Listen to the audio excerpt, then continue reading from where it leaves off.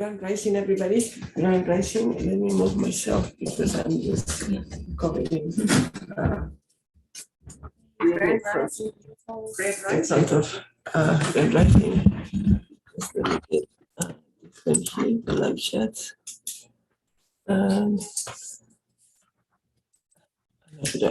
Thumbs up to myself. Okay, guys, how you doing, guys? Hey, good morning. Sorry, I'm just going to the last technicalities here. There we go. Welcome. Good morning. Yeah. Good morning, everybody. Welcome to the show. And I'm just kind of we just woke up and thought we were kind of a little bit late. But here we are. And we apologize for not being on the show on what's it, Saturday. Saturday, yeah, we were traveling and it was just kind of a hard connection that we find, and also we have going through a lot of things in ourselves. Wow, It was a tough day for everybody.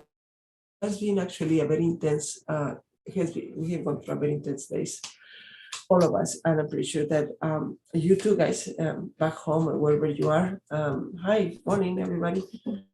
So a lot of facing ourselves in so many ways, and dealing with our own densities, dealing with our own selves. Mm-hmm. And actually, the topic that we're going to be talking of today is called that you avoid becomes your dominant energy. Mm-hmm. And that's precisely what we are dealing with. The densities held within the avoiding energies that we have denied for so long, what we have negate, that we say no, but we're able, kind of funny, because we're able to see it on everybody else, but we never accept it into us. Yes. Is what we become, is our dominant behavior, our dominant way of thinking, our dominant way of being active. Well, here we are. Welcome everybody to the show, and we're so happy to see you again. So somebody wants to say something? And also adding to this topic about what you avoid becomes your dominant energy. It's what we avoid about ourselves in terms of like our behaviors as well, our programming, and how it unconsciously plays out in our life. And I had this experience, I've been experiencing it for a while, as most of us have, but something really big occurred for me yesterday, the other day, where it's been like such a dominant energy for me. Hope you can hear me. For such a long time, whereas okay, let me just it's like it's really early morning. So for a long time for me, I was avoiding myself, and I know that we're on this journey and we're working on ourselves, but there was a deep layer within myself that I kind of didn't want to recognize. And we always talk about losing your identity and all these layers of yourself. And I realized how there was an incident that happened where I guess for a long time I had gone around in circles in that I knew what the truth was about something, but I covered it up. And my mind created this scenario that the cover up was okay and it was acceptable. And so I've been doing this for a long time, where whatever the cover up was, I reframed it in a positive manner to make me feel better, not realizing how it might actually hurt others. So long as I felt better about it, I was okay, and not realizing how it actually affects others, not to mention the on-flow effect of those actions, but also the energy on-flow, which I was not aware of. And so there was an incident that happened the other day where, I guess I had a bit, I've been going through a lot of stuff at the moment, well, actually for a while. And I had some shame around facing my beautiful family. And so in that, I avoided looking at the shame that I was feeling within myself and covered it up with an excuse that, you guys go ahead on the boat and I'll just stay back here. And instead of facing the shame of me and my behavior in the past, I just said, oh no, you guys go and be that savior, I'll just stay with Mariana, it's all good. And in doing so, I bypassed the actual feeling of being truthful in that moment to myself, that I actually felt shame about my behavior, and instead I masked it. So that mask I've been carrying with me for a long, long time, and it's been such a dominant energy, not realizing how it affects other people in my life. And, Mariana and I sat down, and she said a lot of hard truths to me, like, I feel like I'm being used. And, just seeing her tell me that, and her face and her expression, and I'm like, how come I'm not catching? How come I'm not catching this? And I felt, she said to me, she said, when you made that decision about not going on a boat, did you go within? And, my first reaction was, my mind was rerouting me, saying, oh yeah, but such and such wanted to go. And so, I've had this experience before, so I'll just let that person go. It's all good, And so that's the excuse I gave her, rather than, and then we just sat in the car. I think it was in the car, and we're talking about it, and she says, okay, she says, I accepted that information that you gave me. She says, but what I felt was that you were not being truthful. And I was like, I'm like, oh my God, someone else. She did that. Yeah, because I thought, oh, someone else can feel it, like can feel that I wasn't being truthful, right? I know. That I wasn't being truthful. So even though I thought, even though I was selling, there was truth to that, but the underlying foundation wasn't 100% aligned to the truth.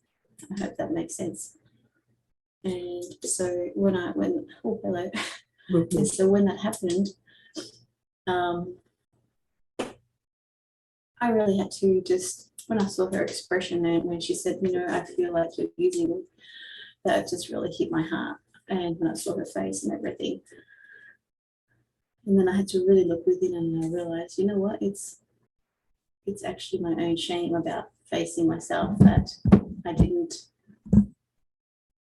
tell the truth. And I'd been doing this for a long, long time, and my mind was rerouting me, and I had so much shame around the way I'd been behaving, in terms of like not being responsible for my own energy, and how I bypass my actual feeling and create a scenario, which I would say most of our minds do that, because we just bypass the feelings, not recognizing that there's more there. And so in doing that, and then in doing that, seeing her reaction, and then sitting with it, and it occurred to me what the truth was. And I've been putting this energy out, this distorted energy out, for a long, long time, and so it's become such a dominant energy in my life, that distortion, the lie, the deceit. That's such a powerful word. I've been deceiving myself and my beautiful family because I wasn't addressing that behavior. And so when I did that, and I made a post about it on my Facebook page, because I thought, you know what, I cannot carry this burden for myself on myself. I cannot carry this weight of me being this way anymore. And it was because I wanted to pretend that I was this perfect, beautiful person on the outside. Yeah, I was denying myself that I'm actually not this beautiful person on the outside, because, well, on the inside was reflecting out there, and I was not facing my own true feelings about situations and avoiding myself. And so I did a post yesterday, and I said a whole heap of things about it, and I remember thinking, and I actually wrote it on there, would I post this on Facebook? And I wrote no, because it would mean that people would actually get to know the truth of who I am. And that was really confronting, but that's a mask I've been carrying all my life, wanting to pretend that I'm this perfect person, yet can't hide behind those masks anymore. Can't hide. I couldn't hide, and I didn't want to hide anymore. I didn't want to hide anymore. I'm like, it's such a heavy weight to carry, and I'm just like, I was over it. And Actually, very good. Yesterday, she had a wonderful breakthrough. Actually, she has been going through breakthroughs for the last couple of days, and I mean, it really gets you. It's really, I mean, the energy, the true energy coming from herself. You know, I mean, the will, the true Elvira. You know, that's really, really powerful. For me, it was especially the night before yesterday. That was intense. So that's why I say through a lot of intense processes, you know, nobody is an exception of that. When I was looking with her, when she was sharing with us her experiences for the last 2 or 3 days, it came to me and I said, well, that's exactly what is happening. That she mentioned, you know, she became that she keeps avoiding. But I said, well, how this work? You know, I was like, okay, let me see how it works. We avoid because we constantly are denying that we are that. Let's go to let's go to give an example of that what she say using that way. What I told him that I was feeling that she was using me. I got there when she was telling me that I saw myself also. I saw myself also in both ways. You know, how many times I've been used, but also how many times I have used people. You know, use, manipulation, the same thing. But actually, for me, it's stronger saying use, not use. Use. Okay. See the difference? Okay. Anyway, so I was just listening to her, and it's like, what happened is that when somebody tells you, you know, you're a manipulative person, or you're deceiving yourself, or they tell you the behavior that you're going through or you're portraying, you deny it. I mean, like she said, you know, no, we always think that we are all that beautiful persons, you know. I said, me being a manipulator, God forgive me, that's not true. You know, you start just going, oh, that's not true. You're blaming to me. No, that's not. I mean, that's what they see. That's what you really are doing. You know, that's the energy that you're putting outside. But because you just don't believe that, because I'm telling you, for you, you're the best person in this world. Yeah. However, the unseen energy, the unconscious, the subconscious is what is driving you, because it's the most dominant part of the mind that drives you, the subconscious. So that's why you don't see it, because it's unconscious to you, it's blind to you, as blind to the conscious. So we have, through all of life as a humanity, individually and collectively, you know, we've been living in a lot of distortion and a lot of beliefs. For us, the human life is our true source. You know, that's what we have believed for so many years, forever. You know, we make this outside world our God instead of going within. You know, the connection within, without it, but around this way we separated for a long time, and we have lived in that on that environment that we create to ourselves. So the more separation that we have, that from the without, the more disconnection we have from the subconscious. However, that doesn't mean that the subconscious is not there. On the contrary, it becomes more dominant. Why? Because the more we live outside, the more we forget inside. So we don't pay attention. We don't pay attention. So, and when somebody points to us, the patterns or the way we behave, we become defensive. Yeah, we fall into the victimization mode. We deny it because once again, we don't believe it. No, you can't But believe it. our own behaviors are totally subconscious or unconscious to us. And that's the energy that we live by. And the funny thing is, even though it's a subconscious, there's a point in your life that you start to become aware that it isn't actually subconscious, that you actually can't, that you're actually doing it, but you don't want to accept it or accept it to be true for you. Because this was something that my mum was naturally doing, redirecting and making up a story that I was in the right, or reframing it so that it would suit me, it would make me feel better, so that I wouldn't have to feel the pain and the shame of my responses, of my actions.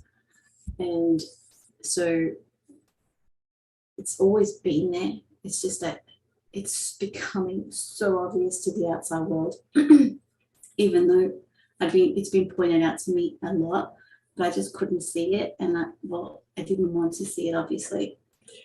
I think that it's becoming obvious to me. The origin of the deceivement, of the distortion. This outside world always have seen it. Yeah. Always have seen it. But we're coming to a point on time in which, like Linda has mentioned to us many times, the veils are going to be removed. Mm-hmm. And what it means is that you're going to be seeing yourself the way you really are. You're ugly, good, and indifferent. But there is no one to blame. No. You're going to be faced against the corner, and everything that you have done that you knew, especially within the last, after Gaia ascended, we become in a process of awakening to ourselves, to really know who we are.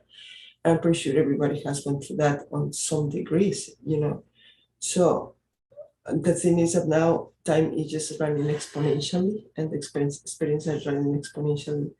So now you're being presented with your own self. Your own reflection. Exactly. So going to be in your face. Exactly. So much into your face. And that's the hardest part that everybody's facing, right? That's where the change comes. That is that frustration.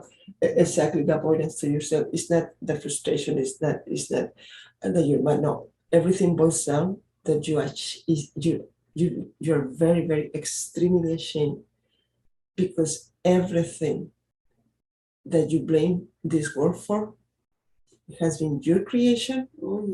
It was your fault. There is no one outside you to be blamed for, and still you decide to go for. Because many times in our lives, despite, putting aside the awakening process, blah, blah, blah, blah, if we go within and we are truly brutally honest with ourselves, we're going to find out that many times we knew the true intentions of our actions. We knew what we were doing. And believe me, I'm saying that, and I'm getting goosebumps all over myself. Because I went through that experience not too long ago. It's really, really, really, really, like, once again, Vicky said to me, is a horrifying experience, because you're facing yourself. And that's where the shame comes, the knowing that everything that happens to you was your creation, it was your fault, and in many times it was done deliberately. You did it very, very consciously. Your intentions were malevolent. And that's the denying part that we do and say, no. So that's. And when you're, the thing is, when you're avoiding yourself, you're creating more separation with your soul, because you're allowing the matrix mind to control you. And that's what it is.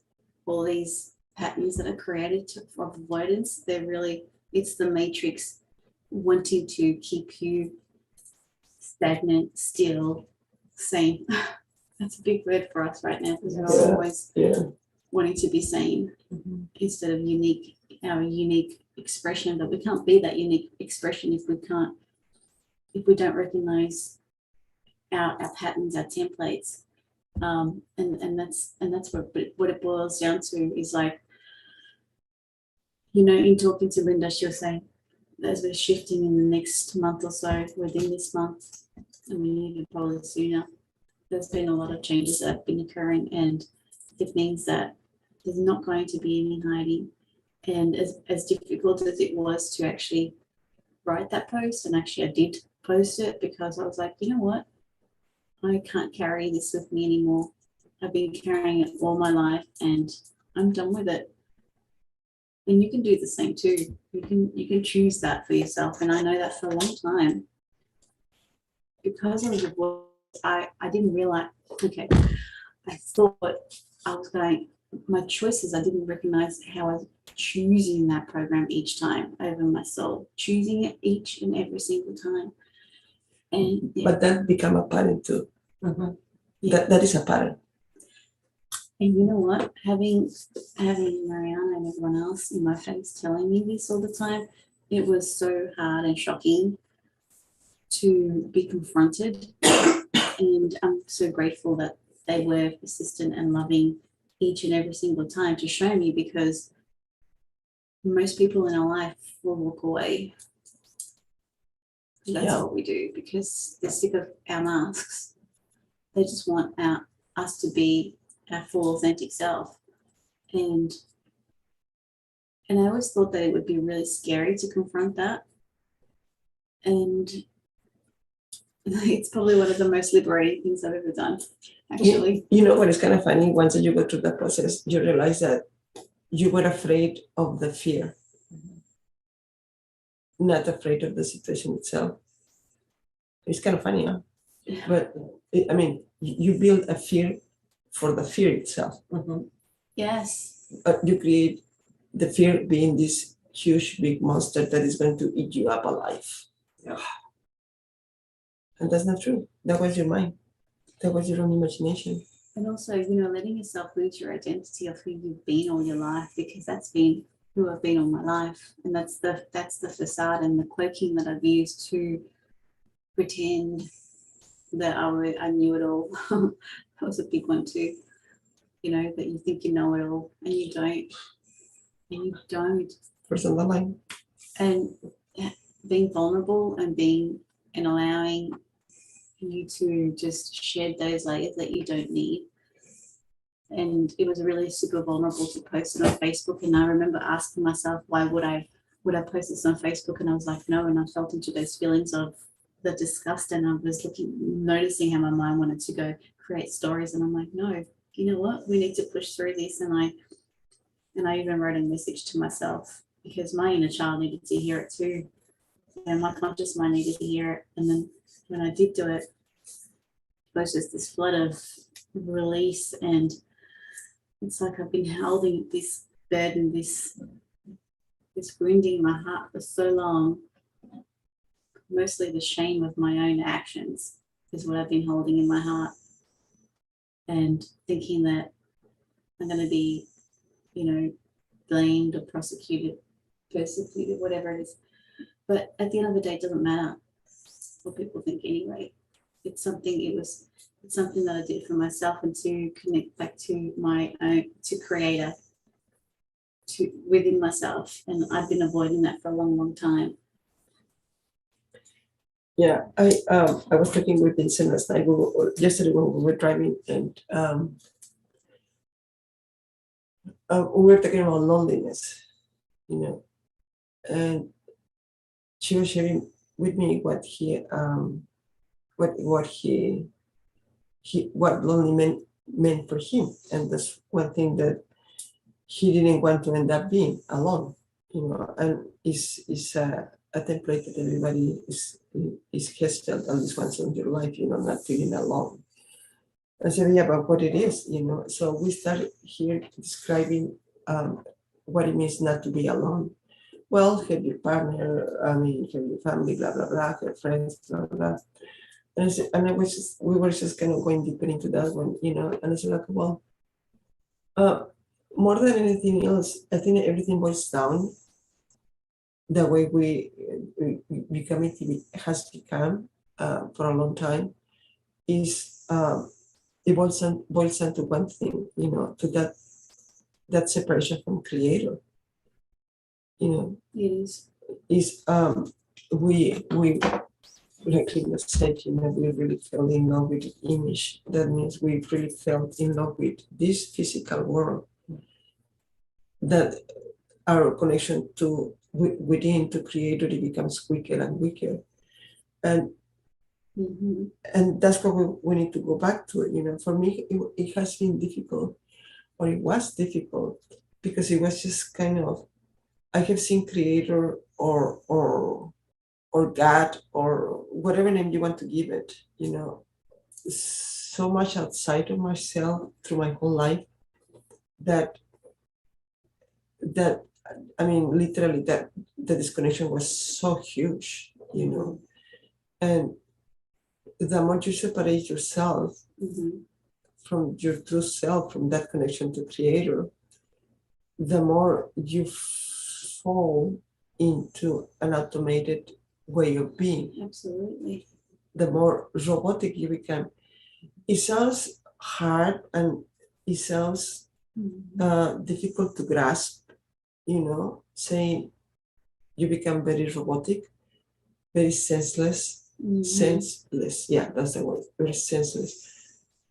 But if we just sit down within, kind of sit down, take your time, and do a quick review on your life, or even the day, or the last few days, you will see all the instances in which your behavior, your action is just an automated process. Yeah. And that's what a robot means, an automated process, a repetitive process of doing something, So is what's that? With no thought, just Yeah, exactly. Not to be put in a thought. And so just kind of you observe that part, and it's just kind of there is no joy, there is no pleasure on what you do. No. At all. And one of the things, one of the main features, and I mean, I'm looking at everything right now, from that it has happened to me. When you have that connection to creator, every moment becomes literally anew, becomes a surprise, becomes an enjoy, because you don't know. You're not afraid of not knowing. On the contrary, that's what you live for, not knowing. Because it's a surprise. It's like the little child, or we ourselves, I mean, everybody's so happy with surprises, So everything boils down to that, to your separation with creator. I mean, you just left it out of the picture. Totally. And we have for a long time. Yeah, and it becomes habitual. It becomes, oh my God, again. It becomes habitual. And we don't know it. And because it's a repetitive pattern, it becomes part of our life. We make it part of our life. So it becomes part of our subconscious mind. Yes. And because it's a subconscious, the one that is running, because it's the one within. And then that's what we become. Yeah. We start reflecting that in the outside world. And we don't know it. I mean, once again, because it becomes subconscious. Yeah. And one of the things that we don't have pay attention also for so long time, and I think, is that when we do things repetitive, it becomes part of our life. It becomes an automated process. Yeah. And we don't know it. Yeah. Like for example, so we like for example, when I grew up, the rule, it was that you need to eat 3 meals a day. And that has been the standard for a long time, breakfast, lunch, and dinner. And back in Mexico, the biggest meal is a lunch and a dinner, like here in the United States and many other countries. However, they say that breakfast has to be the biggest one, because it lasts you the rest of the day, blah, blah. The thing is that you were conditioned to eat 3 times a day. And that's what I learned from home, And because my parent didn't know any better, it was just a process. Okay, yeah, let's go. But as you grow older and you start taking control of yourself, you realize that you don't need to eat that much. You don't, or you don't, you change your diet in some way, but the body constantly is telling you what to do. But because it has been so habitual through your whole life to do those 3 meals a day, it becomes a necessity for you because it's a pattern. And if we really see ourselves, we see that there is no need for us to have the 3 meals a day. Yeah. And I'm talking about meals. I'm not talking about just light things, So you're putting your body to work with heavy meals every so often, when the body doesn't need that much. And when you grow up and you do different activities, you have also to feed yourself according to what you're doing. Because if you're going to do a lot of physical work, your body's going to need more calories, it's going to feel more hungrier than if you sit down and work on the computer the whole day. So, but you're following a pattern through your life that regardless of the outcome of you, put an example, working life, you still continue with that, So that's what I'm saying. Everything becomes so habitual, so a routine for us, and we make it ourselves, and we make that our belief. Yeah. We live by it because it's a belief, So you need to break through. You need to have the strength to step in the will. The will, exactly, to have the strength and to have the will to move forward and say, no, something is not wrong here. My body's telling me something, I need to change something. But we make our beliefs stronger than what our own body is telling us. And that happens because, once again, the disconnection of within and without, the separation, is becoming stronger. Or the connection is becoming weaker. So, like I asked Elvira a couple of days, and I asked myself, and I have made that my routine to ask myself, did you validate within? It's a simple question that Linda has always telling us over and over again. Did you validate yourself? And did you validate within? So once that you get into that habit of validating within, you will see that things are not going to be always your way. Another thing why we don't validate ourselves is because the mind convinces us that we're right. Totally. And then what happened?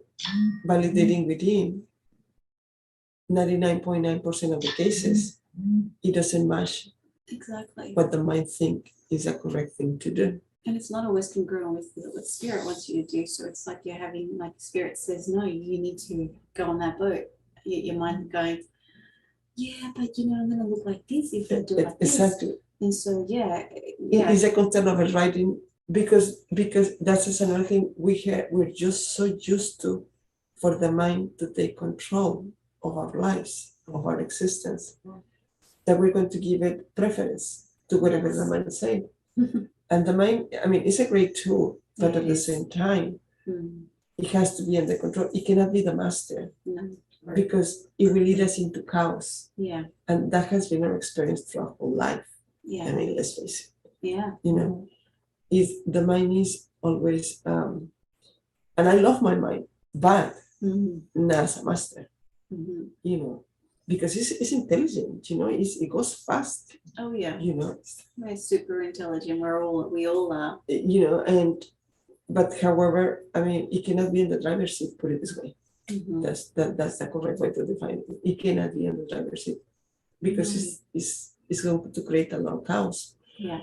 And once that we start working on validating ourselves within and enforcing that connection within, it might be scary at the beginning. Yeah. Truly honest. It might be scary. Why? Because the within is going to tell you things that for the mind is chaotic. It's like, what? You want to do what? Exactly. You know? But once that you follow your heart, you find that it wasn't that bad after all. It wasn't that difficult after all. But it was the mind, like she was sharing with us, that is creating all these scenarios that put you into fear.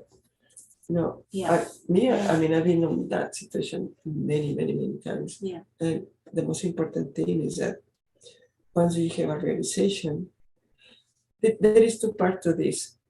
From my experience, you got a realization, which is a big impact. It's definitely a big impact. I mean, huge impact. Yeah. But it comes a second part, which is equally important, and is to sustain that realization, to embody that new frequency that you jump into. Because remember, the patterns are still there. Like I was telling Vincent yesterday, it's like building a dam. That big thing that hold water for the cities. What they have to do, they have to reroute the flow of the river to build the dam, to make that the flow start filling that big hole that they just created to save water. And that's what we have to do. We need to reroute those patterns. We need to create new patterns. The realization is just the starting point of the new pattern. But if you don't develop that pattern, it's going to create a big block there because you're not going to allow for things to flow. Yeah. So for the water to flow, so if the block is there and develop the wall, the water is going to start, the flow of light, love light, is going to keep pushing there. But because it doesn't find any way to go through there, it will reroute you through the old routes, to the old pathways with new information. So what is going to happen? That new information is going to become distorted because it's going to go through old patterns. So it's going to be a mixture of old and new. So, and here's the mind, creating new scenarios with new information, but still the foundation is the same. It's the same. Yeah. Yes. And that's what we have to change. When you change the flow, is because you're changing the foundation. When you're creating a new route, new pathways, you're changing the foundation in which the water is going to flow by. Wow. I'm looking at myself speaking this and like, that's what we have to do. And Hazel Crawford, you say, observe, take responsibility, and let go of further suffering. Yeah, you're absolutely right. It's about taking responsibility. And for a long time, I avoided taking that responsibility, and I've created this whole, like I said, the story of it's the right thing to do. It's the this, it's the that, and and I was so good at doing that. It was just so natural to do that. And so when you say take responsibility, it's like, and they were constantly telling me, when are you going to take responsibility for it? And I was like, what do you mean? What do you mean? I did not want to see it about myself. I did not want to see it. And then slowly, I was like, you know what? I'm hurting these people around me that I really love and that extend that love to me every single day unconditionally. And what am I choosing? Like they were saying to me, you're choosing conditional love over unconditional love. And I'm like, oh my God, no, that's not what I want. So yes, it is about taking responsibility, and it's super, super confronting and being vulnerable, because in that moment, you know that they're going to see how ugly you are, but they already see how ugly you are. They're accepting me. Yeah. There is one thing here, guys. I have read some of your comments, and the way you describe it, guys, it seems to be okay. Just take responsibility, or just surrender to God, or blah, blah. But there is a key component here that we were talking about that yesterday. If you don't know yourself, what are you going to be taking responsibility for? Mm-hmm. If you don't know yourself, Mm-hmm. what are you going to be changing if you don't know yourself? Mm-hmm. You need to know thyself first in order for you to do everything else. But like if you don't know where you're going, where are you going? Especially when there is a disconnection in within. Mm-hmm. So you're kind of blind. Mm-hmm. You need to know, to accept and know thyself. Mm-hmm. And that's the hardest part. Yeah. That's the you cannot take any responsibility at all. You cannot surrender anything to that until you don't accept who you are. Mm-hmm. Earth Angel, you write here about about asking God for help and for support, asking God for help and support. And I've been doing the very same thing. I've been asking, please help me, please help me, please help me to see myself and all that. And then I was told, and it was like, and Linda, the whole team, the whole family, it's like, we're right here. You've asked for help and we're right here. And do you remember that? I don't know if you've ever heard of the story of there's this man who goes on the boat and he falls out of the boat, and one guy comes paddles out and says, hey, do you want a hand jumping into the boat? And he's like, no, God's going to send someone to help me. And then he's like, okay. And so he stays in the water, and so another bigger boat comes and says, hey guys, do you want, he says, hey man, do you want help to get out? And he's like, no, don't worry, God's going to help me. And then he goes by, and then another one comes in, and same thing. And so the guy's like, well, where's God helping me? And then he ends up, drowning. And then, and then he becomes a spirit, and he says, God, why didn't you send anyone to help? And he's like, I've sent 1, 2, 3, 4, yet you didn't take advantage of the help. And it because I've known this story for a while, and then, we've got Brendan, who's also joined us recently, and so he's giving us a different perspective on things as well.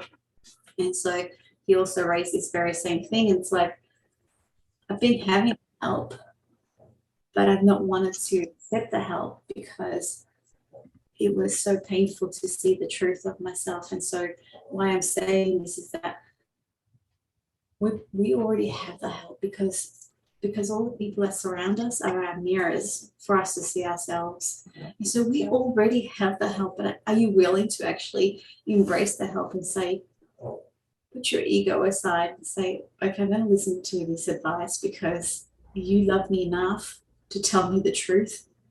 Yeah, I didn't want to hear it. And that's also taking responsibility for what's someone is showing you, wanting to show you about yourself. So yes, I did pray.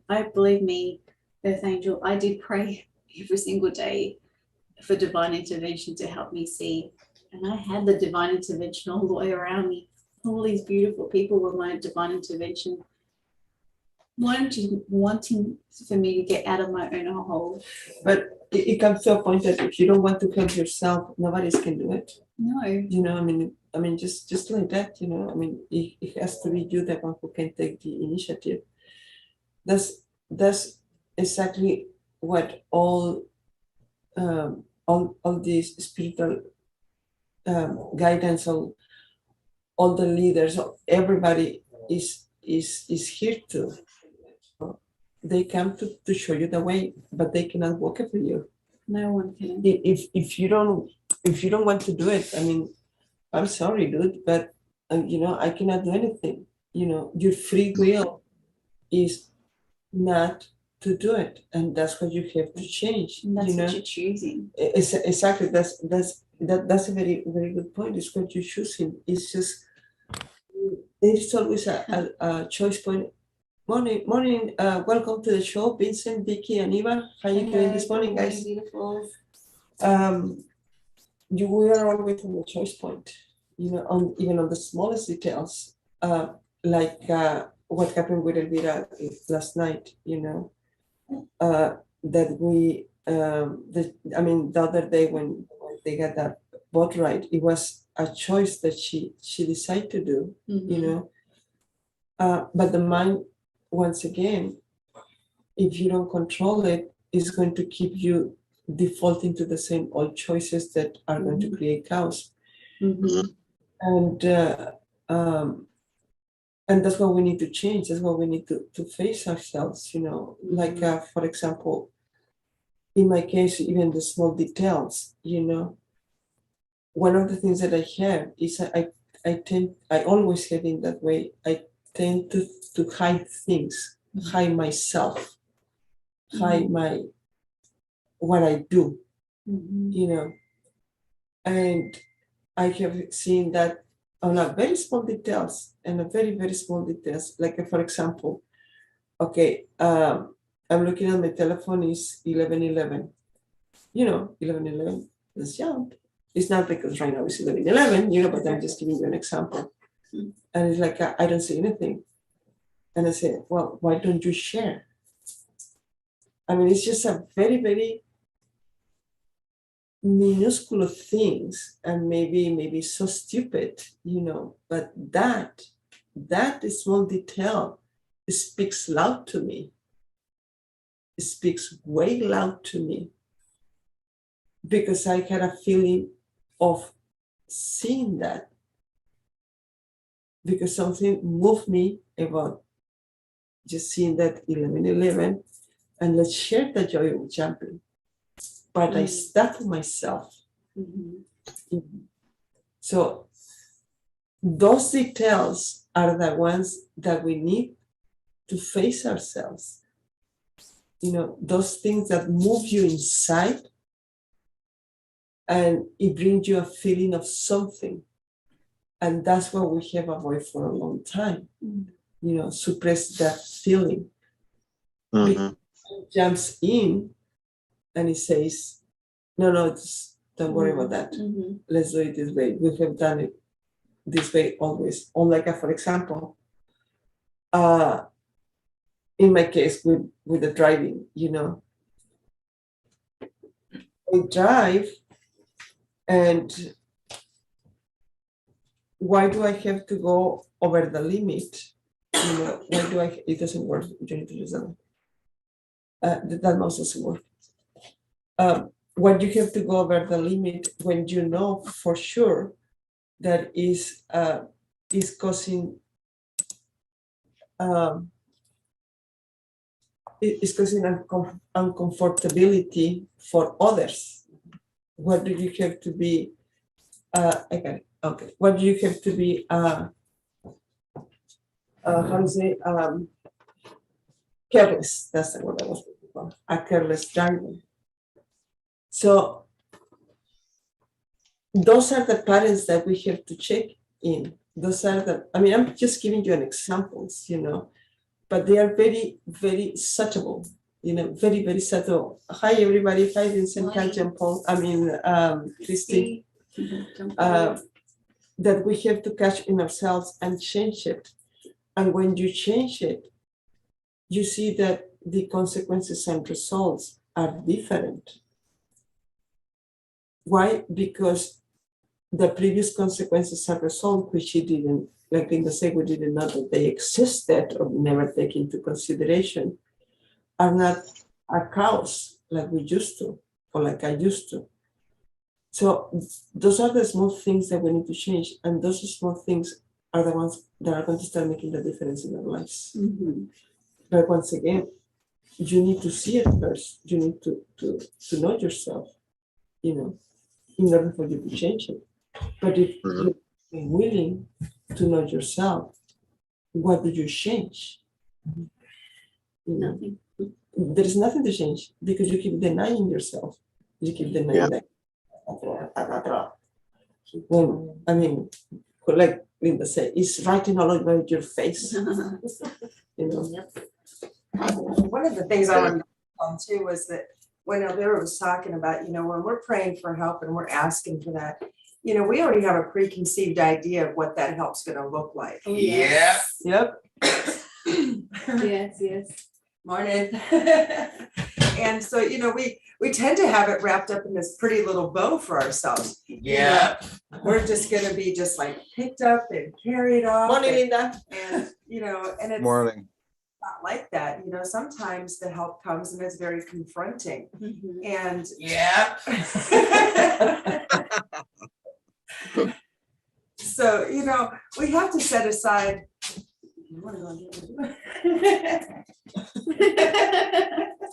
Grand rising. Grand rising. Rising.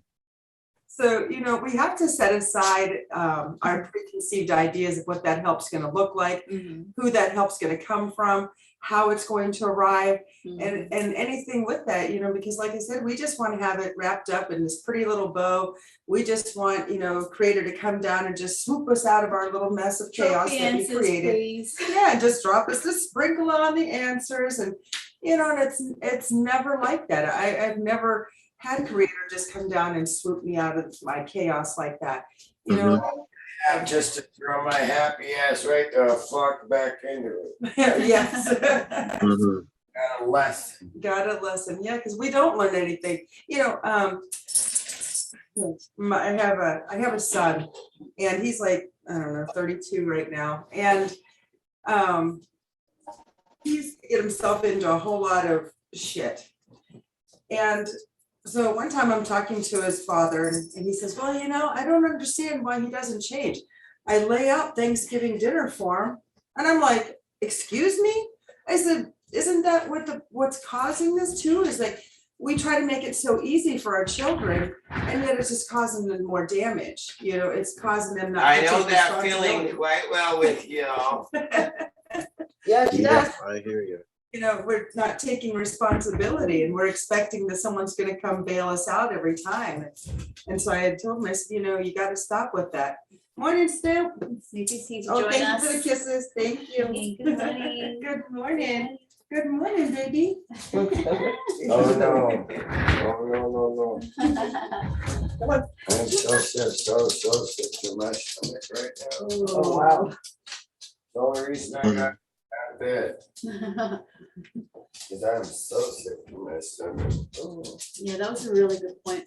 Did you want to, was there anything else? No, that's it. That was a really good, actually, that was a really good point that Nikki made, because, I had prayed for the answers to drop in or something just to be highlighted and shifted or pulled out, or, and so the help was always here. And yeah, we do have preconceived ideas of how it's going to be. And the one thing I know is that nothing's ever the same. Everything keeps shifting, evolving, and it's like I've been shown, don't get used to anything in the same way ever. Keep evolving, keep changing, keep allowing that change. And yeah, that's a really good point. Observe what there's a help that you already have available to you. Absolutely. Yeah. Because it's already there. Mhm. You want to share something with us, guys? Vincent, Vicky, Eva, Chris, Yeah. all.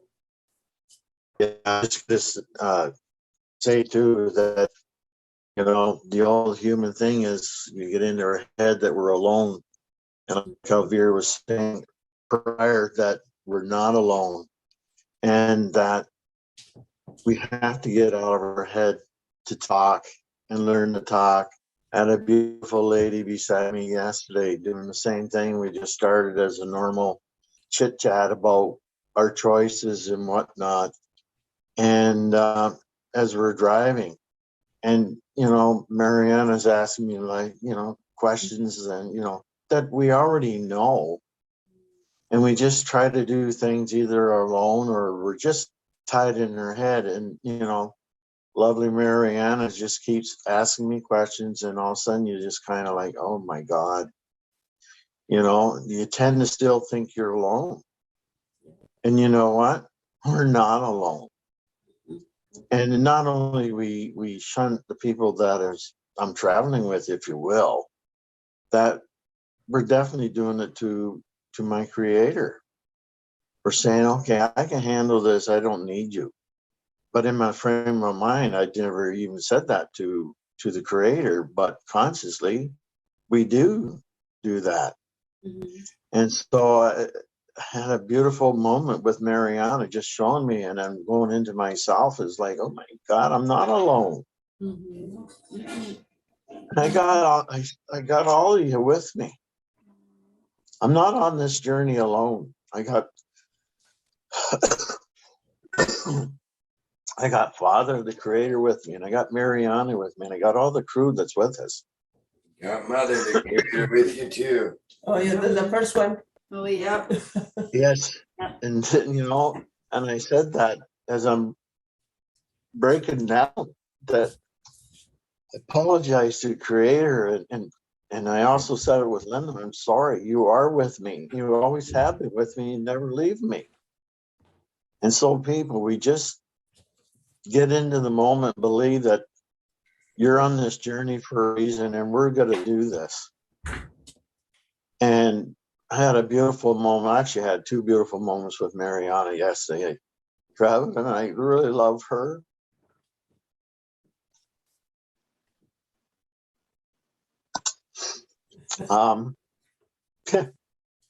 I can't get it out. Yeah, that's one of the things that we have. I mean, we really, all of us as a group have really worked towards really hard is to be authentic and between us, well, within ourselves and between us. Mhm. And I'm telling you, it's not easy, guys. It's not easy because that includes to see the evil part of us as well, Mhm. But there is a lot of beauty also, there is I mean, we're a good heart people, we are, and it's what all of us and the collective is becoming to realize that we are, I mean, that we are our consciousness, not the body, Mhm. not the outside thing, we are the inside. And that we have so many things to offer to each other, Mhm. But in order for us to realize that, once again, we need to do a little bit of cleanup, a lot of cleanup, a lot of cleanup on the densities held within. And it's hard. I'm not saying it's so funny. It's not funny, it's hard, but you need to be strong, and say, okay, let's walk through the whole thing, Mhm. and it's like, okay, let's do it, Mhm. And the process, because we always talk about getting into the wounding of and releasing the wounding from our body, right? And often we don't know how to do that, and often we need a trigger for us to get into the wounding. So some like 24 hours had already gone past. So we've been talking about writing and just writing our thoughts and what's going through our minds. And I guess I've been doing that for a while, but then I stopped doing that.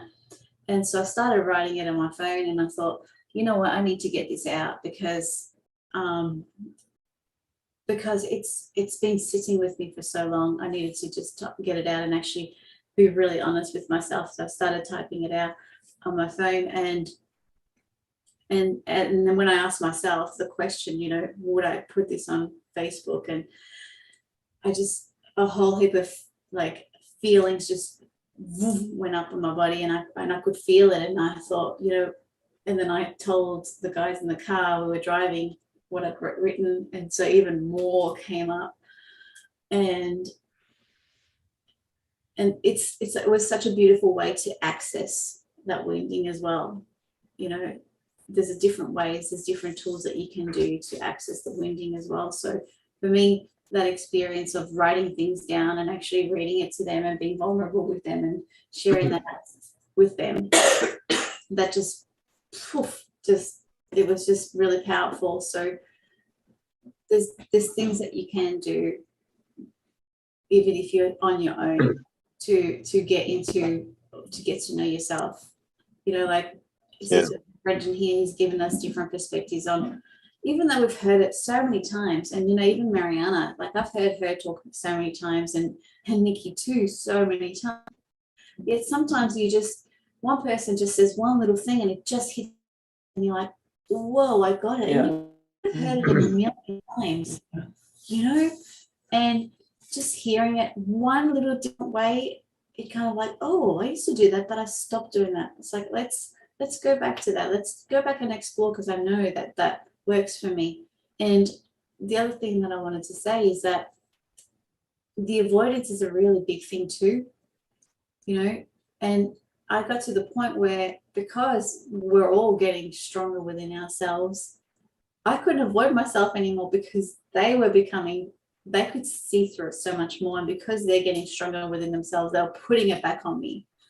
And so that's going to happen for everyone, because the veils have been lifted, are being lifted continually. And so you cannot hide anymore. And so we're going to have this cognitive dissonance of what the outside world is going to see everything about you that you think that they're not seeing. And it's going to be so much in your face. Yeah. That is two things about what you just mentioned. That's true. You have heard things so many times, and it comes to a point in which something may click, maybe because it was said different, but also it has to do with ourselves. We are not in the same position that we were 5 days ago or whatever, and it matches, both ends matches, the receiver and the sender. So that's why it may click in that moment, because in that very moment you're more vulnerable, or you're more genuine, or you're more open, and then it comes, That's one thing. And the other one is with the energies coming in. What is happening, guys, is that we have worked, all of us, and you too, the audience, for so long, or for years now, in many cases, the connection to the heart. Okay, we have to really to regain that connection to the heart, because we have just lost it. We just have said, deny it for so long that it becomes totally out of our reality. So the process is going back to that connection to the heart. Like Linda said, there's only 12 steps that we need to climb, that we need to connect, from the heart to the mind. That's it. And make the inversion, of the sense that it's the heart, the one that is going to start leading instead of the mind. Yes. Anyway, so the thing is that all these energies that we're receiving through the CMIs, the CMEs, the solar flares, all these energies that are coming, and the veil just totally being totally fall down. What is happening is that it's going to incinerate every artificial intelligence. That means it's every robotic part of yourself, every unconscious, automated part of yourself is going to just, these energies are not going to sustain. The AI part of us is not going to be able to sustain the strength of the energy, the incoming energies. The only way that is going to be sustained is the heart. The heart is strong enough to support that connection, to be able to assimilate and blend the energies into yourself. So what is going to happen? If that disconnection is a persistent thing for you, if you have not been able to connect enough to the heart, at the moment that the veil goes down, that the old matrix is shut down in your own reality, you're going to be starting acting like a robot, like a going in circles, because your mind cannot live without that connection.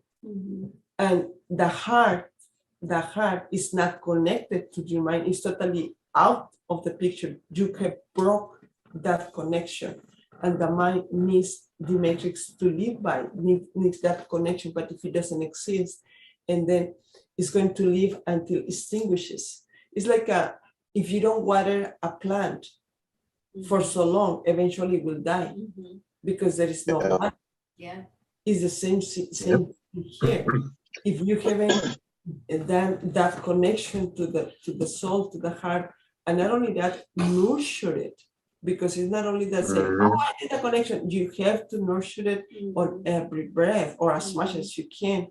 Mhm. It will die. Yeah. You will just Yeah. be like that. It will die. It will perish, just like a plant. Mhm. You know, that's Yeah. what you were talking about. What will remain is the ego Mhm. if you're not in your heart. You know, these energies aren't anything to mess with. And one thing it's really, really, really going to highlight,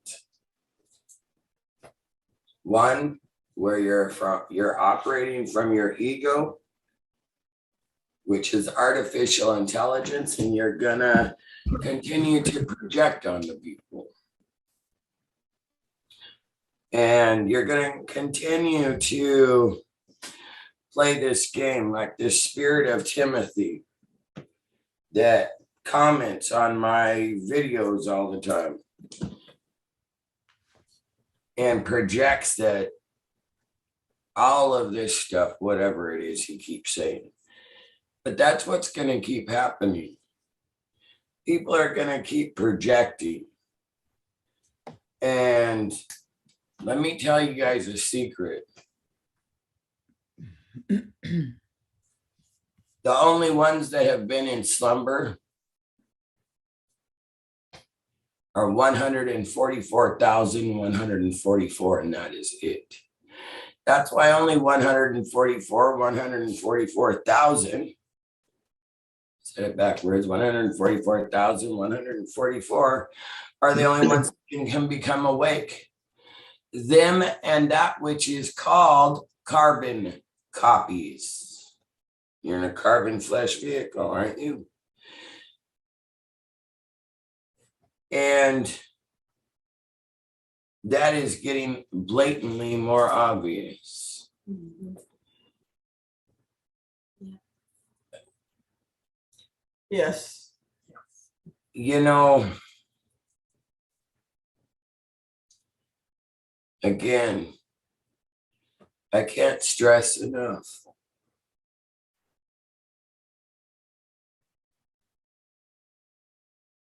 Your wounding, even when you're on a spiritual journey, speaks louder than your knowing. Mhm. And this quest for individuality is the path of entrapment. You think standing in your power is standing up and saying, I am Linda, this is my life. And standing in your power has nothing to do with that. It means you dedicate your life to the Christed light, not yourself. Mhm. And that's some of the biggest mistakes people make. You see, you guys fall. And when I say y'all, I always include myself Mhm. because I've walked. Y'all think walking the spiritual journey is all about you becoming something special. But the fact that you keep wanting to become something is the fact that shows you you're looping.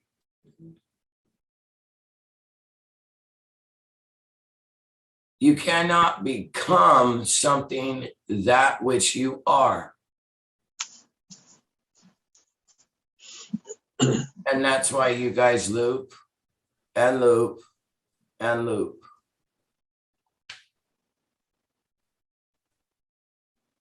Because you want the world to recognize you as a holy being.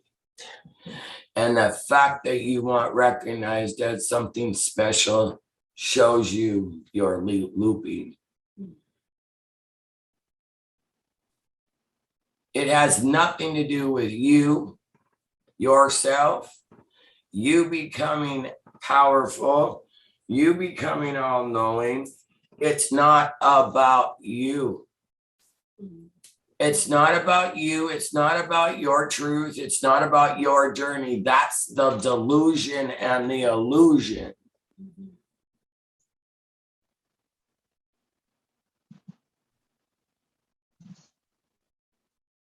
Spiritual journey isn't about you waking up and taking your power. The spiritual journey is teaching you to be present, that this moment right now is the only thing that exists.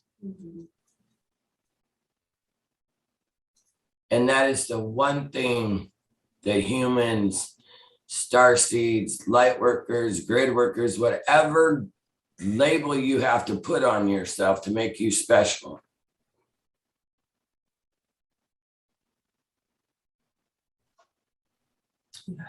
If you put a label on you, you're not doing it the right way anyways. Because you're doing it about you and for you. You're not doing it for the purpose of what your soul needed you to do it for. Yeah. And you know, y'all,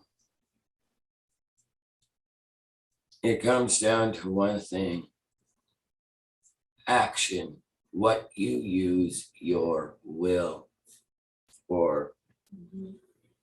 You're using it because you think your information is right and everybody else's is not. You're in a space of judgment. Yeah.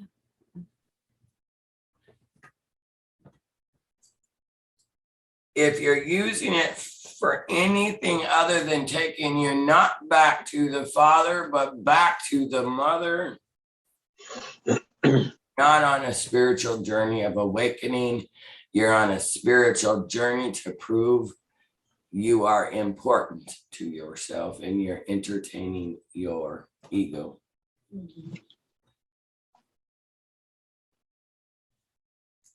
You know, one thing about people that awaken, myself included, because it's a stair step to mastery, not a stair step to awakening.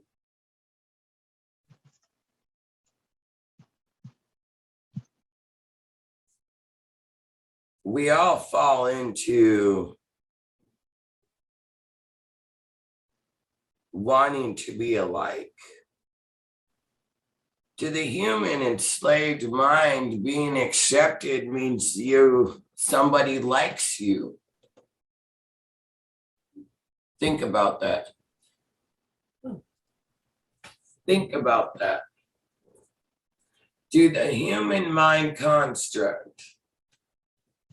Ooh, I just triggered something in Mariana, an aha moment. Yeah. But the human Wow. thinks the spiritual journey is about being liked, being accepted, finding your soul monad, finding your soul tribe.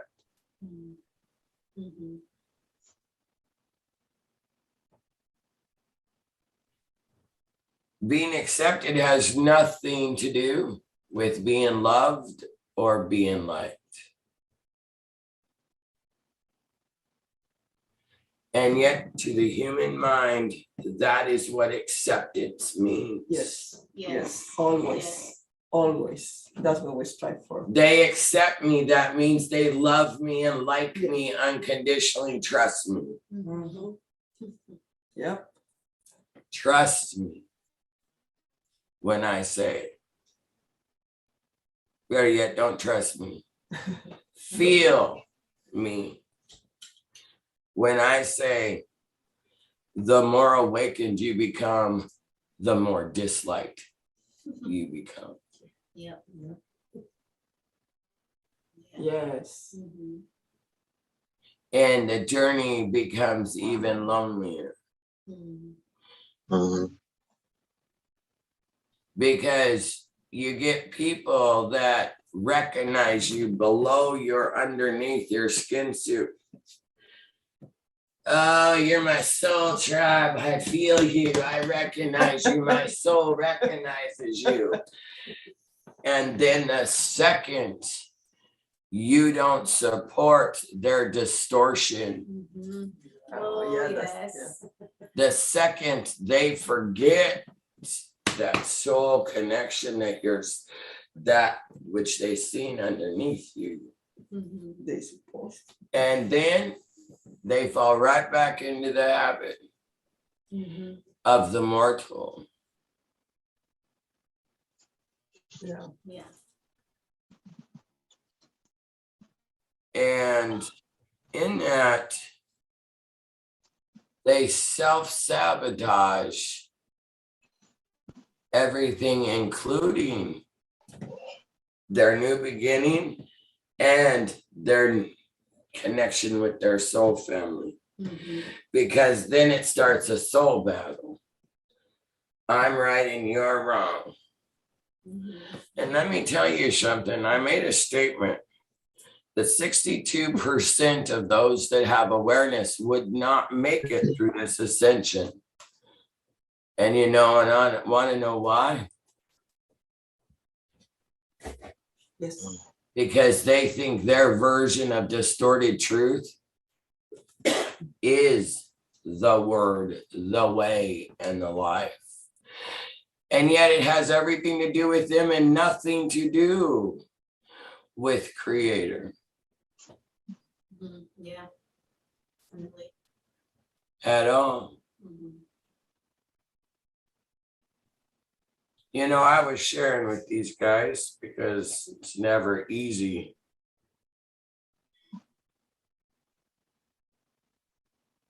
I once said, you want to know how awake you are, go spend 5 days with your family. Mhm. Now, let me give you another petal of that polarity. You want to know how awake you are, go spend a week with your soul family. Go spend a week with your soul family who all thinks they're awake and knows something. Yeah. And then watch. Watch how quickly they pull away. Yeah. Oh, I love you unconditionally, but if you're friends with Linda, I can't be friends with you. I love that one. Yeah. Yeah. I'm accepting of everybody's truth and everybody's journey and everybody's this. But as long as you're friends with Linda because she butt hurt me, I can't be friends with you. Well, let me tell you guys an unfathomable truth. Linda's always going to butt hurt you. Oh, we As long know as that you make one. it about you make it about your truth, you make it about your journey in any way, shape, or form. Linda is always going to butt hurt you because Linda's always going to show you the mirror of how selfish your little minion ass is. Yes. You know bet. why? Because you're trapped in artificial intelligence that has made you a minion to your mind and you think you're special. Mhm. Mm. And Linda's always going to say, nope, it's not about you. Mhm. It's about Father. It is about Mother. Mhm. Yeah. Absolutely, it's judgment. Can- The second you make it about your version, Mhm. and one thing about Linda always makes it about actions, behavior,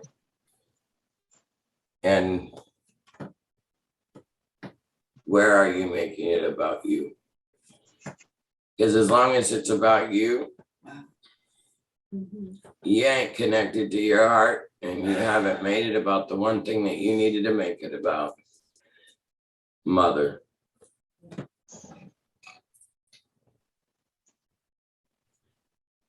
And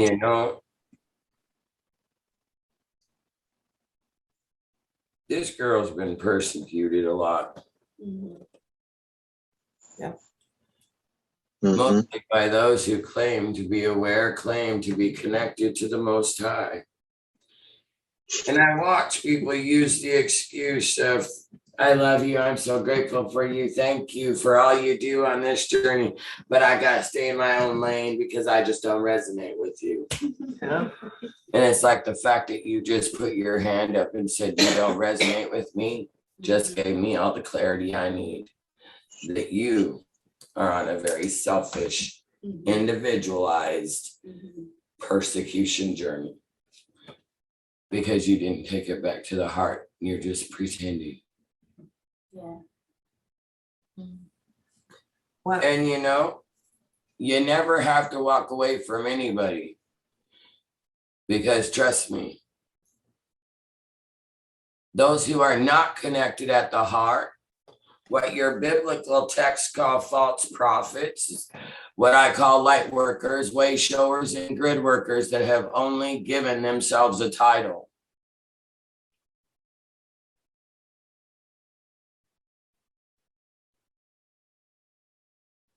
They are the most obvious. And they are the ones that will walk away from you the fastest. Because they claim to be something that they could not live out. Except to say, I don't resonate. The fact that they have to resonate or not resonate, use discernment, shows that you are not here, you are here. And you know, y'all, you will know when you surrender. Yeah. Because it's a nameless journey.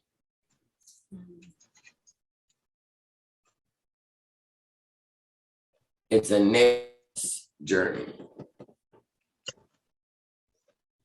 And, you know,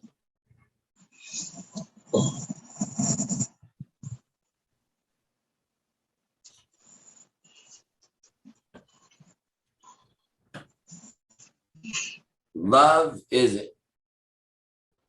invisible. Love sticks around. Love does not separate. Not by no frequency, not by no resonation, not by no discernment. Love does not place a limit on information. It is called control that does. Let me repeat that. Love does not put limitation on information. In other words, love does not manipulate light for its own good, for its own specialness. And the more and more I meet, the more and more I see just how special people want to be. You know, you guys will never be accepted. Never. As long as it's about you and it is not about Creator. It has nothing to do with religion. It has nothing to do with anything other than the fact of the light in here. Well, Karina, you're not going to like my response, sweetheart. They're mirroring, how can you find your soul family if the blood family hates you and want to be alone from everybody? One, you want to be alone from everybody because you don't want to face yourself. You don't want to look at the fact that it's not your birth family, your blood family that hates you. It's you, Karina, who hates you. And you have made them a mirror because you refuse to see that which is inside of you. Yeah. Yeah, for sure. Trust me, your guys' blood families don't hate you. They're not the ones that are asleep, that don't understand you. You are the one that is still asleep if you think that. Is higher self concept a deception? No, when you guys understand what you think, what you say, and what you don't, what you do, or what the trinity that's misaligned, then you'll understand that the higher self and the lower self, no, they're not deceptive concepts. It's where you have split yourself. But then on another petal of that, yes, it is a deception because you guys think your higher self is more important, but you have to walk through the 12 light aspects and the 12 shadow aspects to show yourselves that they're both disrupted. They're both discordant. They're both diseased. They are both distorted because they are both dead. They're an ascended light and they're an ascended shadow, and neither one have breath and neither one are in this now except through you, the surface human.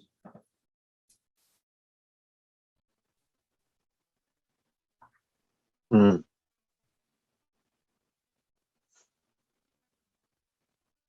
Anyways, I love you all on that note.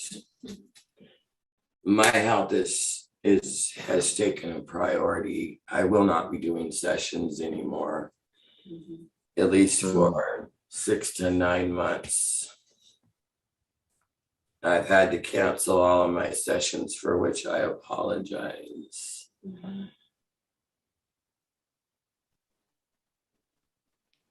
These guys will be taking over. This will probably be the last time you guys see me on a live now until after the recovery of my surgeries. Take the time out to get here. Yeah. Yeah. Are there only 144,144 souls out of 8 billion? Absolutely. You want to know why? Because y'all died 9.5 years ago when this planet ascended. Oh, absolutely. 144. 144 is geometry. Absolutely. But in order to not annihilate yourselves, you guys needed holographic replicas of yourself. Otherwise, all the backstabbing, all of the belittling, all of the betraying, all of the gossip, everything else, you guys would have annihilated yourselves because you guys love to shoot the messenger. You love to kill the messenger. Hell, look how many you sit there and argue with about your truth. Mm-hmm. So you needed 8 billion holographic mirages. Wow. So you guys could beat the fuck out of each other, stab each other, murder each other, rape each other, and everything else. Just so you guys wouldn't do it to yourselves.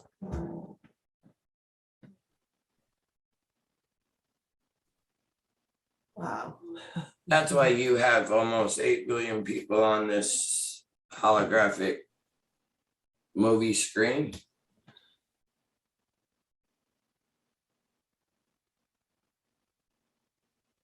That's why people fall away. That's why you're led to that which is real instead of that which is artificial. But you want to know what's funny? You guys will argue. You will argue with that which is true light and yet agree and side and befriend that which is artificial intelligence because it supports your version of truth. It's called like-mindedness instead of heart-mindedness. Yes. And trust me, everyone is struggling with it. Yep. You know, I gave you all the tool that you needed. I have more people make excuses that they can't do it. Why can't? Why this? Why that? Why can't anybody just let them be themselves? Because you guys don't let them be them. You try to live up to your false ideation of perfection, and you call it good.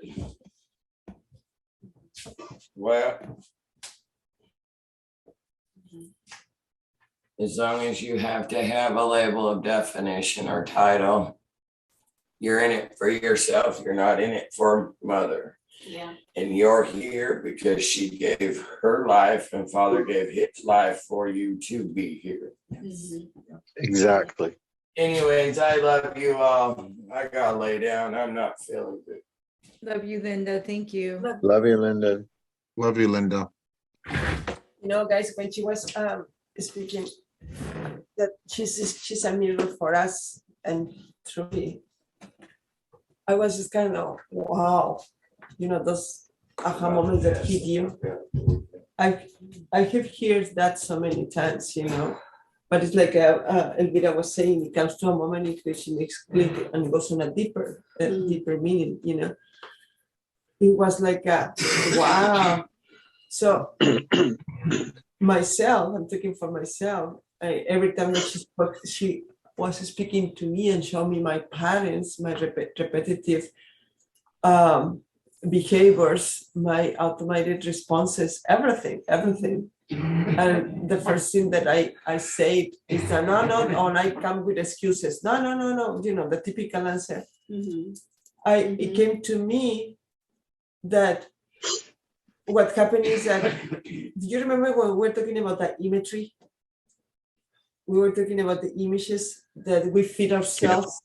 Is the first thing, the first source of information that we get through the imagery, and we make that outside world real. So I was just kind of, it came just like a flash to me, is my eyes, my physical eyes were looking at her as a physical person. Okay, so everything that she said, it was blocked by that imagery of mine. So therefore, I make more important the imagery than the words itself. Yeah. So I reject in automatic those words, and I say, well, so what's that thing here? I kept talking to myself. I said, what is the thing here? Well, the thing here is that she's a mirror to me, the same that everybody else, but she's telling me what I have to do, but she's a mirror to myself. And I say, well, Mariana, all this time, it was you, the one who was talking to you. Yeah. All this time, it was a part of you that I was seeing things from a completely different perspective, from a very neutral perspective, that it was telling you what happened, what was happening in that moment, in that particular moment. But my imagery, the imagery, what I was seeing, I totally deny it. I totally block everything else. But all this time, it was me who was talking to me, because part of me was seeing things from a very neutral position and seeing the whole spectrum. But because I gave priority to the imagery, I denied me. I denied, therefore, I blame it on her. What's that? And denied all of us in the process because you've denied yourself. Exactly. But it's the power of the imagery. If we allow the imagery to rule us, like we have done it for so long. As long as it's about your truth, your journey, blah, blah, blah, blah, blah, you're not in your heart making it about creator, because you only see yourself. You don't see all others as yourself. Okay, that's a key. And outside of our body, we are one consciousness, one soul. So as long as you're thinking about your journey, your truth, your this, your that, you're not in your heart, you are in your mind in a higher frequency version, but you're still making it about self-importance. Because those that are in their heart and not in their mind will see through the smoke screen called a body. And as Mhm. long as you keep using the words my truth, my journey, my this, my that, you show the world. I've told you guys all the time, you are blatantly obvious. Yeah. And you guys think you're clever Mhm. and that you hide your wounding, you wear it on your body, you shout your character out. Mhm. And the world can see it. You're the only one that can't. Mhm. Mhm. Why you guys reject each other? Yeah. The second somebody says, well, this is my truth and this is my journey, you might as well just say, I bless you, I love you, thank you for showing me the mirror of artificial intelligence I no longer need. Because they made it about themselves, which means this avatar carbon flesh that's so beautiful, they made it about flesh I fell Snoopy. because they made it about themselves. They did not make it about creator here. Yeah. Mhm. So to all those that put themselves up on that pedestal about it being their journey and their truth, Mhm. I bless you because you're about to become Humpty Dumpty. And that's not a funny picture, guys. Oh, And that's a beautiful picture because that is the hierarchy getting taken down. You know, that hierarchy you say that they battle in the heavens over. You know, that hierarchy that you guys call your corrupted banking systems and corrupted governments. Welcome to the hierarchy. It's yourself. Those of you that promote my journey, my truth, my awakening, blah, blah, blah, blah, blah. Mhm. All you did was fall into a higher smoke screen Mhm. of awakening Yeah. because you didn't deal with wanting to be special. Mhm. You needed a title, you needed a name, Yes. Mm. and your hierarchies are about to come crumbling down because you chose your bodies over that truth being more Yes. important Yes. than the mother, which was what you were here Mm. for. Oh yeah. You were here to anchor light, not your light, but the light that you took from the mother to sustain Yourself. the title that you were important gods and goddesses. Mhm. We fall for the imagery. Mhm. You fell for the ideation that you were all important and that you, more importantly, were needed to rescue the world. Yeah. And you weren't needed at all. The only thing that was needed was light. Mm. Mhm. Mother back alive. Yeah. Yeah. Because you guys had destroyed her. Yeah. Mhm. So how special y'all feel now? You go in your hearts, you certainly should feel loved. Yeah. Mhm. Yeah, Linda, don't pull no punches. Mhm.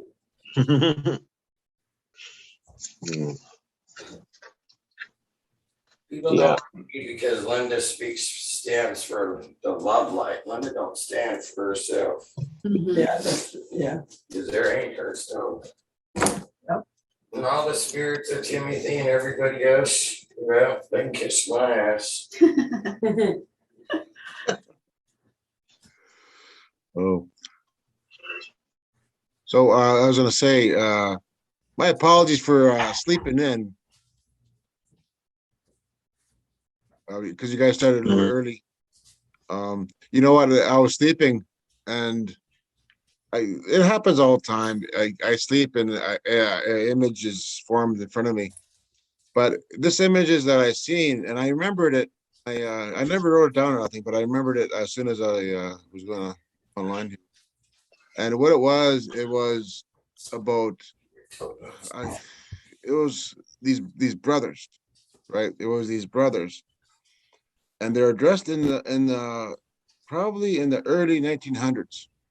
Okay, they had slacks, but they're like young boys, and they were my brothers, and I was playing with them, like, and it was in a hallway too. I remember it was in a hallway, but we are like, playing peekaboo with each other, and we're small little boys, and and it was a feeling, it had no, I had no story attached to it. It was just a feeling of, you know, comfort, being around others, family, right? And that's what I went to bed to.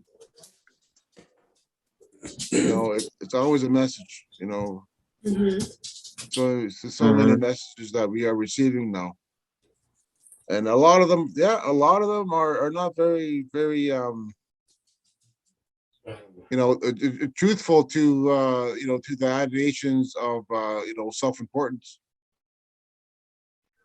And that's hard. That's hard when you have to see yourself. It is. And I was, in our chat, I was sharing that and we're all going through this, is nobody taught me how to do this. And it's very uncomfortable for me, for it's because it's personal, right? We have family that are, we don't live in a yoga studio. We have our messages are with us all the time, and if you don't deal with it, yeah, it affects us. And I was battling that, that, okay, I got my the higher consciousness, and at the same time the human part of it, and that was going, oh, swing this way, okay, I'm okay, no, I'm not okay, and I'm just trying to identify where these energies are coming from. And of course we don't have to do that. No. So once again, I'm off my center. I'm not in my heart. So yeah, it was it's a roller coaster ride, but it is liberating. It is very, very liberating. Yeah. It is liberating when you finally get to that point of accepting yourself and releasing, relinquishing that backpack you've been carrying with you for a long, long time. It's a really good feeling. Yeah. That backpack, years ago, I had a vision, and it makes me laugh. It really does. But I was in the bathroom, right? And I'm totally aware that I'm in the bathroom sitting on the toilet. And I'm like, where in the heck am I? And I'm it's very intense. And all of a sudden the door opens, right? I'm sitting on the toilet, right? The door opens, and all of a sudden there's these three Mexican guys come out of nowhere, and they're smiling at me. And I didn't really talk, and they're just smiling at me. And I'm like, they have these, these crazy grins on their faces. I'm like, and the bathroom is kind of shady place to be, okay, for one thing. And I'm like, it's like a Texaco, somewhere in, somewhere.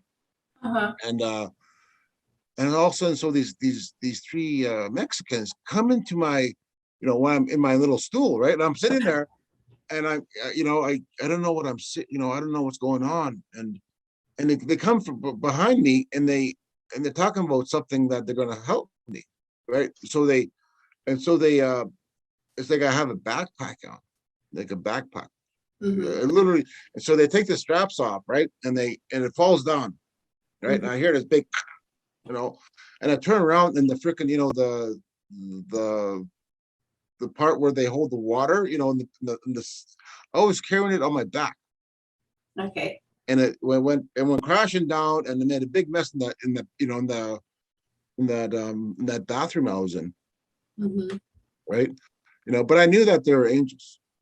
I knew that it was like you mentioned, right? It was the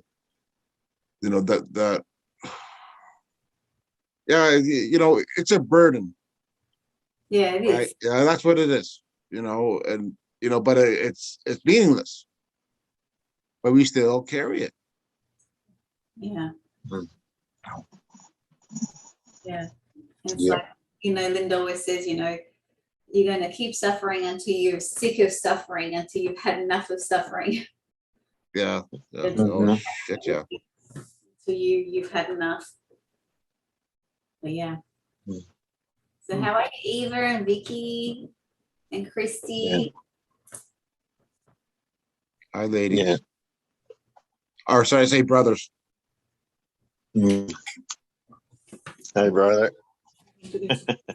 How are you? How are you, Vincent? Yeah. Doing well. Mariana. Yeah. Yeah.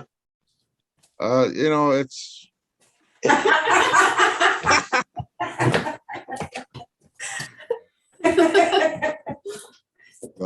yeah, it was that's beautiful, Yeah, it's I don't know, like, with soul family around, we do create energy, Oh right? yeah. It Mhm. does. If you observe it, there's lots of other stuff that's going on. It's everything really going on. Just that now we are becoming aware of it, on a deeper collective level. Mm-hmm. Mm-hmm. When I get triggered, I'm getting a little bit better at it. Today I went to bed kind of late, and I was asking, okay, I got triggered today. Mm-hmm. Give me another angle of it. Mm-hmm. Before I went to Mhm. bed, I was like, okay, I better Mhm. investigate it. And where's the best way to investigate it? Within. Yeah. Yeah. Yeah. You know, Yeah. John Paul, where you were talking about a trigger, I remember we were in the car and I went to make a booking for a hotel, and I noticed that there was something that I wasn't 100% sure of, and I noticed my body went into this trigger mode, right? And I noticed how easy it is to bypass that feeling, because I've, back in the days where there was this, you want to be emotionally intelligent, you want to be seen to have it all together, you rerouted your mind and your circuitry in your mind to learn to cope with these situations, right? Not ever feeling into the feeling of what was actually coming up or what was being triggered. So it was really interesting how, in that moment, normally I would just keep pushing through. And, Linda said, it's okay. Don't worry about booking it right now. Like, you've just been use this opportunity to feel into the feeling, right? But it's so subtle when that trigger happens. And because we've so easily taught ourselves how to bypass it, how to appear like you have it together instead of falling apart because you fucking don't know how to deal with the situation or that feeling, it's like you just, so it was really good to have that opportunity. It was so subtle, but it was so good to have that opportunity of just going, you know what, you're right. Everything out here can wait, no matter how urgent you think it is. And that's just my perception of how urgent I thought it was. Mm-hmm. You can just let it wait and just give yourself permission to feel into the feeling of what came up right then and there. And then when I actually did that and had that opportunity, and it took me like half an hour, maybe even more, just to breathe through the whole thing and immerse myself in the feeling. But I'm telling you, it was really amazing, the clarity I had afterwards in doing it. And then yesterday, when I was booking a room as well, I noticed how that little thing popped up, but I was like, oh, I noticed I didn't go into that fear. I didn't go into that anxiety. It was such a good feeling, but I noticed how my mind normally just instantly wants to go there. And it's like, no, chill out. You're good. You're good now. You're good now.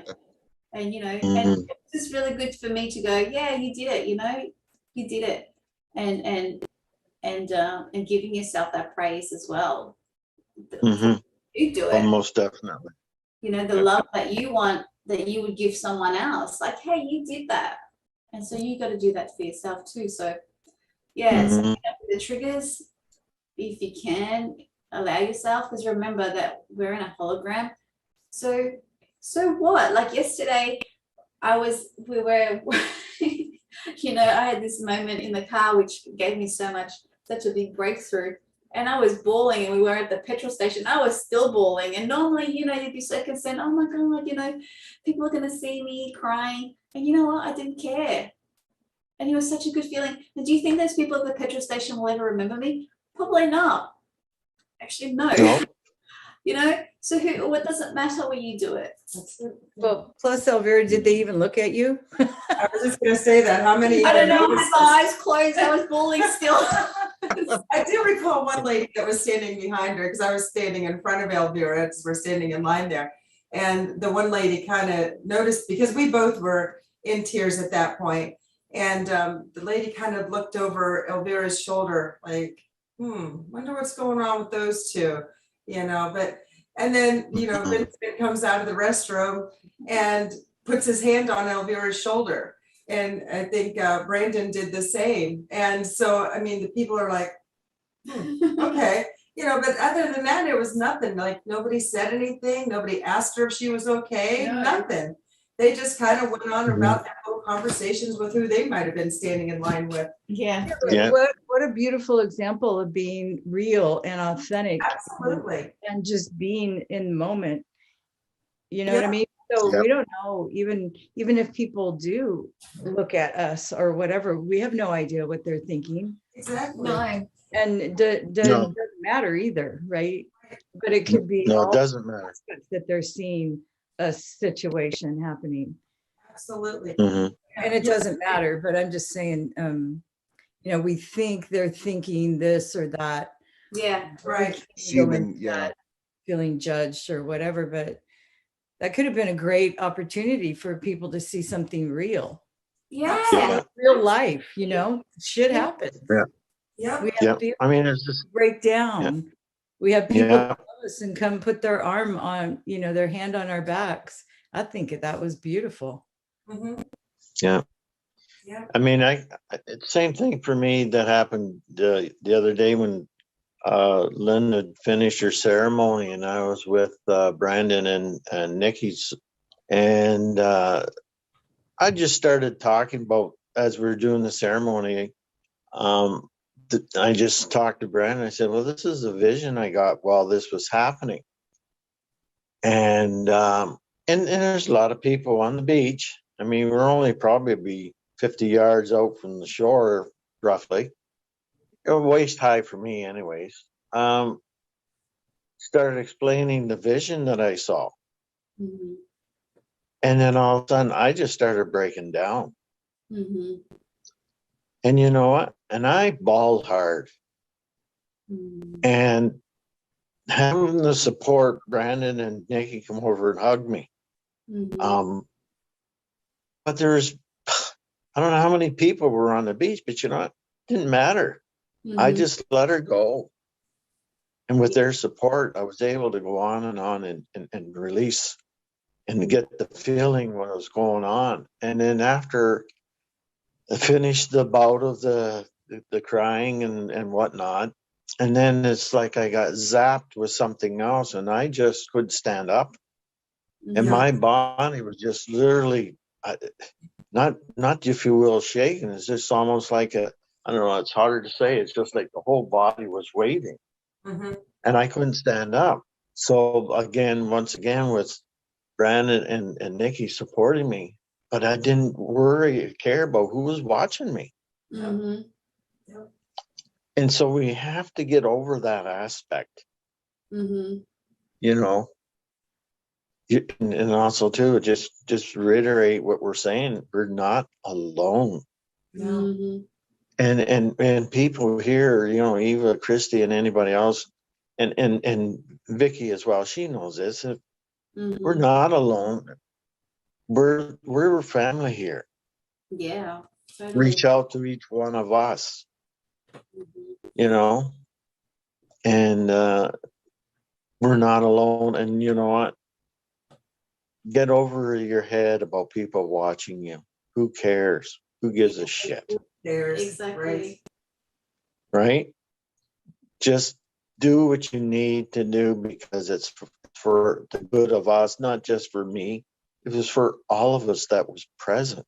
Yeah. Yeah, Ask yourself too, why do you care? right. You know, and two, Well, yeah, if you would have held that back, exactly. Vincent, instead of feeling through it, you know, you wouldn't have had the same opportunity to get through it, if you will. Well, I If you were wouldn't have had waiting, that you know, experience. I'm a little embarrassed to do this on the beach, you know, I'll just wait until we get back to the car. You can't get back right into that same feeling that you had at that moment. And so, you know, No. all of us, it's so important that when we're feeling it in that moment, to actually take the time to allow ourselves to go there and to feel it, Mhm. no matter what's going on outside of us, you know, Yeah. they're all holograms anyways, you know, they're just our mirrors. And so, you know, we have to be okay and set aside this embarrassment that we're programmed with, you know. Yeah. Oh, be embarrassed because you're a man that's crying. Oh, be Mhm. embarrassed because you're a woman that's crying. You know, and yesterday when we were driving, I noticed this young girl.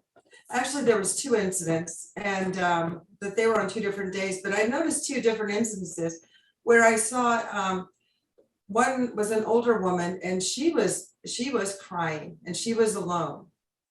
And I was in Mhm. a car, so I couldn't go and assist her. But I know that had I been out of the car and able to get to her physically, I would have probably gone up to her and asked her if she was okay and gave her a hug. I mean, you know, I have Mhm. done that before to complete strangers. And, you know, most of them are, you know, okay with that. And they're surprised that someone actually cares enough to stop by and say, are you okay? Mhm. Do you Yeah. need anything? Can I help you? You know, and it's when we come from our Mhm. heart like that, that we're able to assist others, not just our sisters and brothers in our physical, Mhm. you know, but sisters and brothers that are out there, Yeah. you know, and like I said, there was, you know, the young girl that was walking yesterday, and I believe she was probably with her mom and her sister or a friend or something like that, because there was two behind her, but she just had tears. And you know, and it's like my first reaction is like, I wonder what she's crying about. I Mhm. hope she's okay. You know, and at that moment you have the Mhm. opportunity to say a prayer for her and to hold that Yeah. heart space for her. You know, and that's really important that we do hold that heart space for one another, whether it's in the physical, whether it's out there, whether it's across seas. You know, we hold heart space often for Eva. You know, Mhm. wherever we go, we take Eva with us because Yeah. she can't be with us in the physical right now. Mhm. But when we're together, Yeah. we bring her up all the time. We bring her name out Mhm. because we're anchoring her in wherever we go. Mhm. You Yeah. know, those things are important. Yeah, it is. Mhm. Yeah. Yeah, and it's like Elvira said it. You get the feeling now, deal with it, because I'll tell you, if you bypass and say, "Oh, I'll get it back later," you don't. And when Not the it same has to feeling. come back later, it's going way out, coming back in, going Mhm. way out, picking up more and Mhm. bringing it back Yeah. to you. And then it's harder, you know, then you're taking Yes. yourself back. And so deal Yeah. with it in the moment. And I know it's not always comfortable. And I speak from experience on that. You know, there were times where I was having a moment and Elvira would come up and say, are you okay? And I've done the same exact damn thing she did. I'm okay. I'm okay. And knowing full well I'm not. And then, you know, later I'll come back to her and say, you know, I wasn't okay. And this is And another thing on that point, what you're saying, and I'll point out what was brought to my attention too, when we denied that help from Elvira, whoever, and you put your hand up, but you know what? It's something we consciously have to think about. We're doing that to Creator. absolutely good point, We're Vincent. turning around and saying the same thing. Sorry, Creator, I don't need your help. Need your help, right? Mm. That's so true. Thank you for saying that, because that needs to be said, because that's true. Yeah, yeah, and I see that too a lot, you know, of recent days. I'm going, no, it's okay, Mhm. you know, and Yeah. you know, and I haven't We're really, you know, all and thank you for that too. I haven't really, you know, figured that one out, you know, right? Mhm. Yes, and then you know, brothers just mentioned it, and yeah, that definitely you know, chimes in with now. There's a that's part of the shame, and that's the part we need to get rid of. Yeah. Okay to feel not good at the moment. It's okay not And to it's feel okay. okay. Got the Yeah. here who left a message saying, do you guys feel this need to relook at all our stuff? I mean, it seems stuff that I feel like all clear, I felt was all clear, a few repeat either at night or during the day. Yeah. Do you guys feel the need to? I don't know that we need to relook. It's Yeah. almost like what's happening in your life right now, what's being triggered in your life. So it's not. I mean, yes, it does help tremendously to reflect on your life, to take that time to do a life review, for sure. But being in this moment, and when you're in the present moment and you get triggered, use that opportunity to do the healing, to release the wounding, see the patterning. I also feel like when they say relook, it's almost like it's a looping, that you bypassed it and didn't necessarily look at it in the moment. And the reason why it's coming back up is because it wants you to look at it. So it's more of that looping. That's kind of why it's coming back up to be looked at. Because also when you're re-looking, you potentially are re-looking through the same lens, because you're already geared to look for a particular something. So when you're being triggered, and if you allow yourself to go into the trigger, the clarity will come in, and it might not be what you think it is. But if you're thinking, it's just like what I was just referring back to when I saw that vision. Did I know I was going to break down? Did I know there was going to be information there? No, but at least I brought it up and started explaining it. And it's the same as with our road trip with Mariana yesterday. She, did you vision it? Did you ever vision something? And, I said, oh yeah, this, and started talking about it. I did not know where it was going to lead. It was just talking about it. And then just one step after another, it was necessary. And I was able to get clarity on certain things. And all of a sudden, bang, there you are. You're, holy shit, you're crying. And so when you feel these feelings, ask yourself out loud the questions. Okay, is it shame? Okay, is it really shame, or is it something else? But ask yourself, or like we said, reach out to somebody, and we can help guide you through those steps. It's those steps that help you break through whatever you're going through and what needs to go through. In each of these cases, I had no idea it was meaningful or anything. It was just, oh, this is the vision I just got. And then bang, for 15 minutes, you break down and you're, wow. And so don't bypass the feeling. Yeah. Just don't bypass it. And I know people say, oh, I'm busy. Yeah. Wow. Take 10 minutes or whatever. And you'll find out that 10 minutes, maybe 20 minutes, but it's going to be worth it in your life. And I think one of the things too is when we first learn kind of how to look at something, we think clearing is because we've acknowledged it. We've acknowledged one petal, one aspect of it. And later on down the road, you're like, okay, now there's 12 aspects to look at. Now there could be 12 different emotions that I've got to sit there and cry about, or just one really, really good. You know what I mean? Like there's clearing at the beginning to where actually really clearing. They're all layers of an onion, and you could clear that 12 times and 12 different aspects before you actually maybe don't necessarily have to relook or clear it. But to me, there's always going to be there. It's just, to me, different how it feels each time you acknowledge it. And one of the thing that Linda says is that the more you clear, the more you're raising frequency, the more you also go deeper into your wounding as well. So shows you, it brings up different layers of the same thing, but just differently. So you might clear one layer today, but then another layer might come up. It's a deeper layer from so those onions have lots of layers, I tell you. But you know what, guys, we need to wrap it up. Yeah. And we really thank you all so much for joining us. Yes. We're gonna head out. So yeah. Thank you so much all for joining us. Mwah. This beautiful family. We'll see you soon.